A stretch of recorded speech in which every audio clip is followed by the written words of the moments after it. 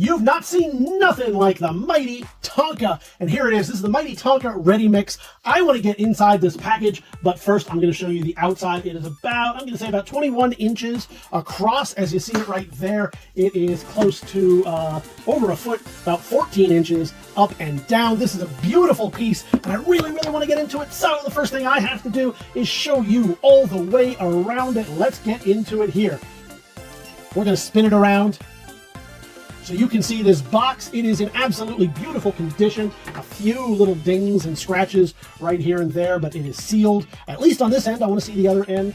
A little bit of scratching right there where some paint loss, but man, look at that. Beautiful colors. You can see the two different shades of green, the bright neon green, the olive drab. You've got a little bit of wear right here, but no major. Oh man, we even got a little bit of a price tag on it. I can't make that out from here. It does say Allentown on it. And that is in line with its provenance. This is from a local consignor, fairly local consignor, so stands to reason it would come from a local store. A little bit of a ding right there, but overall pretty nice. Let's show you just so that you don't think we're trying to hide anything. I'll do it on this side first. The 3950 was their in-house number, and I'll flip it over so that this is showing to you. There it is. Some nice cold rolled steel edges, the crank action unloading. We'll see if that's in there and if it works. The adjustable pouring chute and the non-toxic truck enamel. So now you've seen the outside. Let's take a look at the inside. All right, now I know I said I wanted to jump right into this, but I want to take a moment here, especially for you local folks.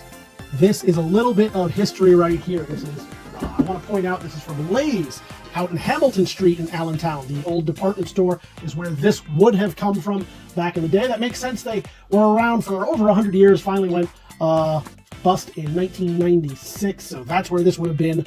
For you local folks into this, that is a really, really cool piece. Nice bit of history. For the rest of you who just like Tonka, who like trucks, who like old stuff, let's get moving. Oh boy, so you're seeing it as I see it right here.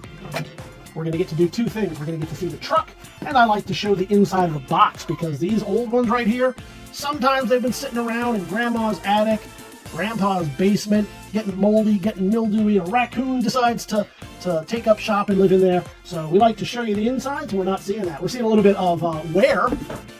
Some of it's starting to fall apart a little bit. Well, you'd expect that. I'm not nearly as old as this box, and I'm starting to fall apart. So there we go. I'm going to move this out of the way nice and gently as we get into the truck itself. And we'll zoom him around so you can see all the parts. We'll start them off right here. And let me get the light a little bit better on it so you can really see what's what. I love that green effect. You can see the headlights are there, the grille, the front bumper. And let's just get right into it. So we're going to spin them around. You can see the stickers there, a nice clear sticker with the Tonka Ready Mixer on it. I'll show this in a moment to see how well, if at all, if it's working. I think it's gonna, so I'm very excited about this. This is huge. It is enormous, and if you are local, I would recommend coming and picking it up. Otherwise, we'll do our best to keep this as nice as we can. Likely, I will wrap it in some wrapping, in some bubble wrap, before putting it into its box.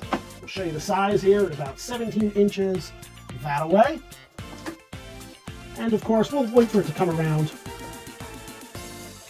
But I'll do that so it doesn't bang around inside the box.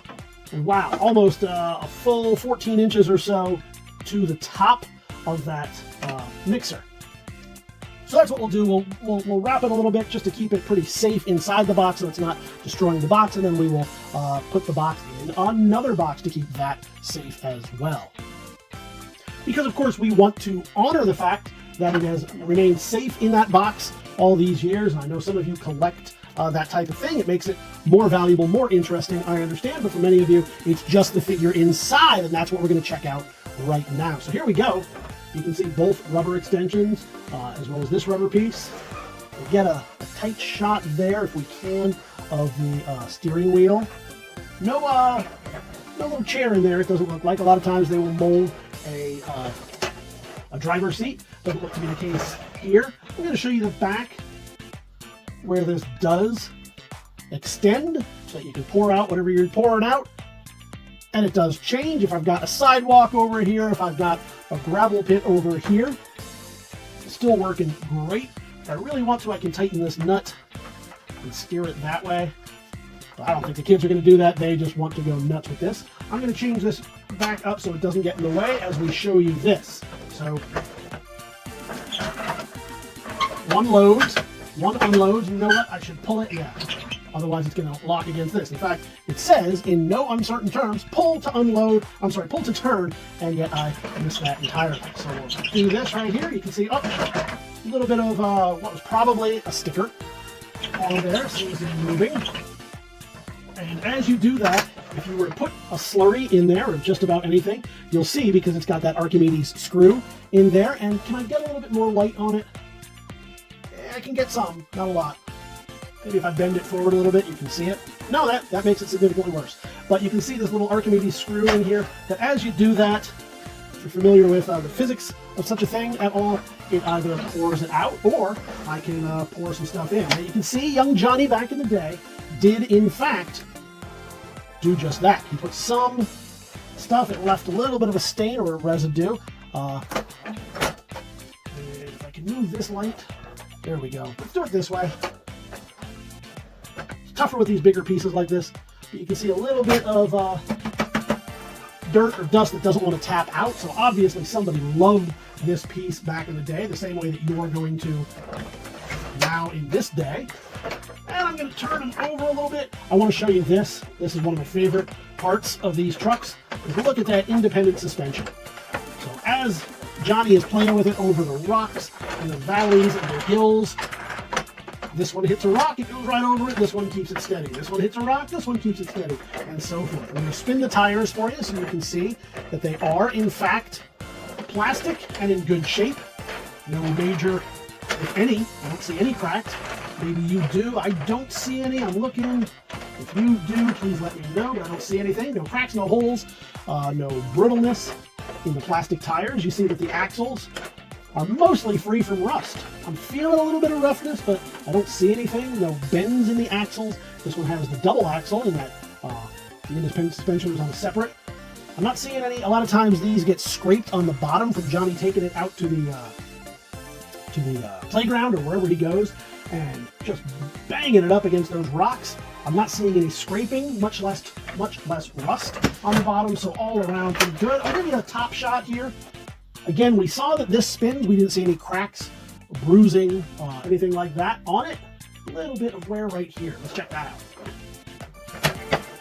So you can see a little scuffing along there, but man, what a beautiful piece. So this is going all the way back. I'm going to say, based on what we know about its origin and its consignor, I'm going to say this is going all the way back to perhaps the late 70s, if not the early 80s. We'll throw it here with the box so you can see it in all of its glory. The next time you're going to see it, it's going to be part of your collection, because you can get this by heading over right now to TheBigToyAuction.com. You can leave those pre-bids right now, or you can join us live on auction day. Whichever way you choose to do it, we will see you at the auction.